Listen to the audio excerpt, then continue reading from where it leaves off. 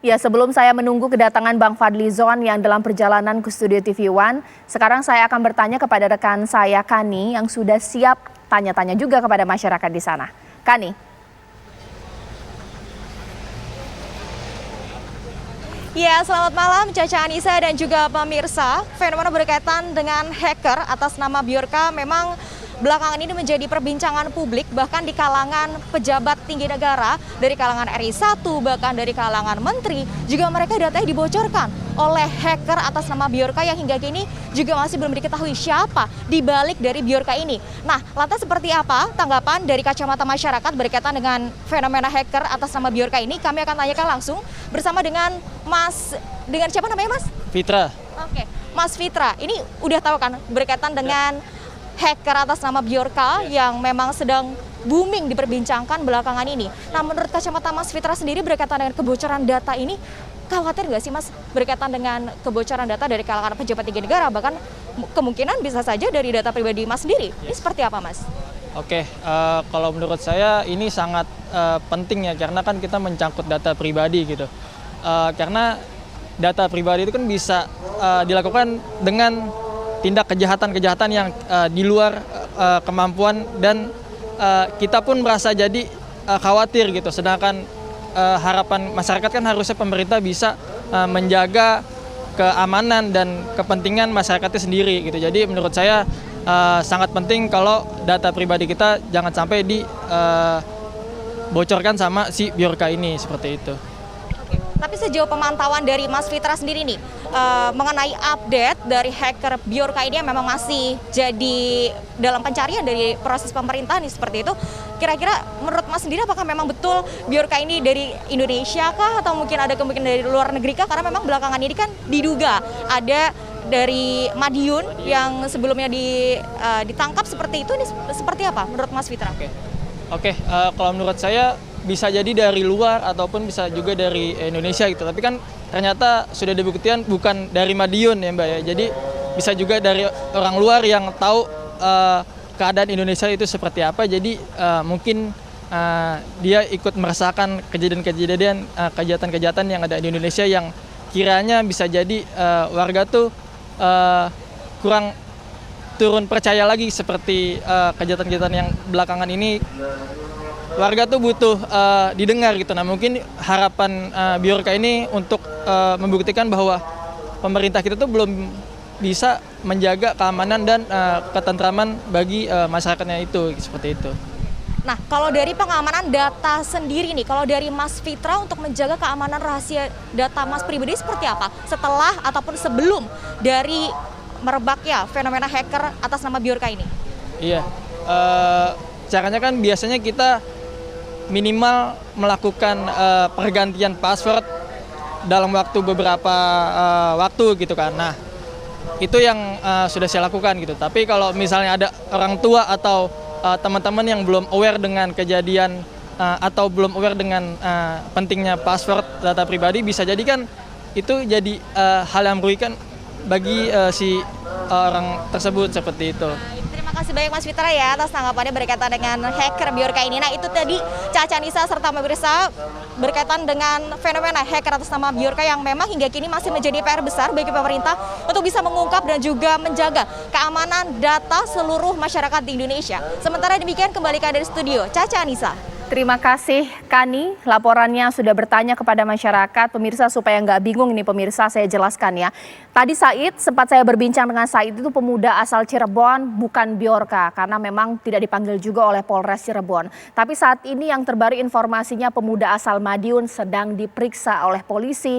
Apakah dia Bjorka atau bukan? Belum kita dapat informasi ya, karena Polri belum memberikan konferensi pers. Tapi menariknya dari wawancara rekan saya Kani, masih ada masyarakat yang percaya Bjorka ini bukan pemuda Madiun ataupun juga bukan berdomisili di Indonesia, tapi benar-benar orang luar atau orang Polandia seperti apa yang dikatakan sang Bjorka. Abah, kalau menurut Abah, Bjorka ini domisilinya di Indonesia atau di luar? Kita ngelihatnya sekarang aktivitasnya dia saja. Kalau dia bisa membuktikan dulunya dia siapa, sampai sekarang dia apa, itu berarti memang dia adalah manusia yang memang sudah banyak berkecimpung di dunia di sini dan menyenangi dunia penyusupannya. Tetapi sekarang kalau mendadak, bahasa Jermannya mak jigagi atau mak betunduk.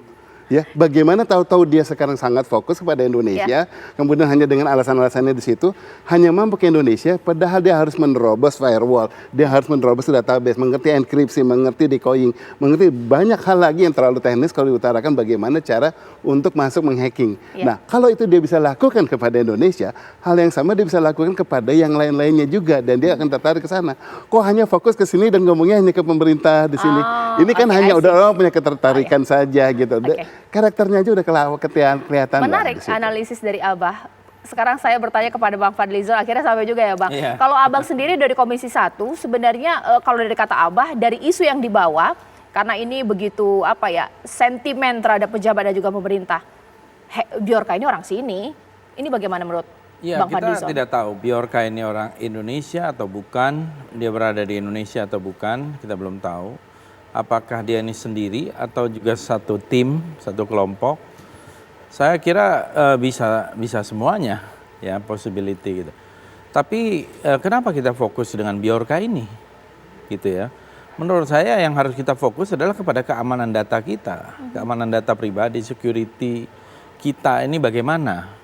Jadi harus kembali kepada pokok masalah gitu ya. Pokok masalah kita ini kok mudah sekali sistem kita ini ditembus oleh seorang atau satu kelompok gitu ya, yang kita tidak ketahui dari mana asal usulnya itu, dan kita sibuk dengan itu, bukan untuk memperkuat benteng kita gitu.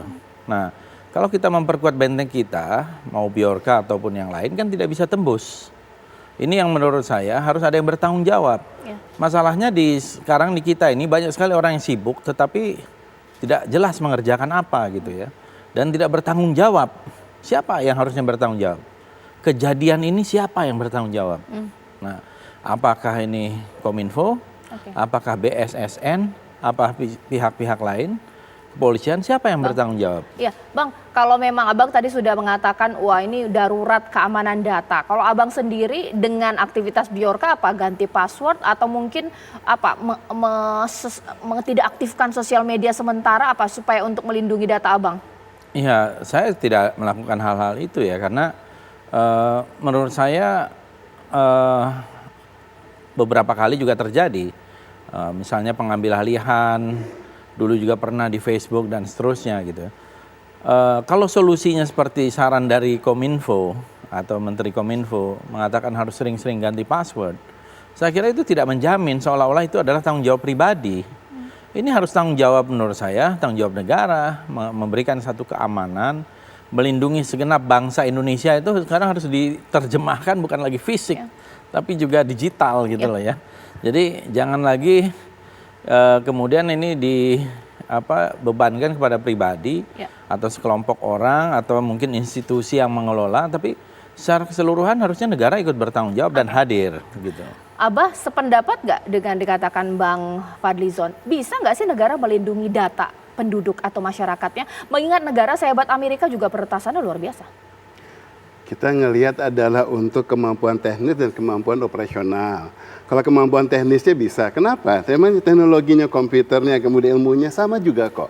Ya, program untuk meretas yang dipakai di Indonesia, orang Indonesia, individual ataupun badan-badan yang cyber juga dengan yang dipakai di luar negeri sama, perangkatnya itu juga. Dari bagaimana kita orang di belakangnya menerobos, begitu pula sekarang bagaimana cara kita mengelola datanya, semuanya teknis perangkatnya sama, tetapi harus ada suatu perangkat hukum yang menguatkan.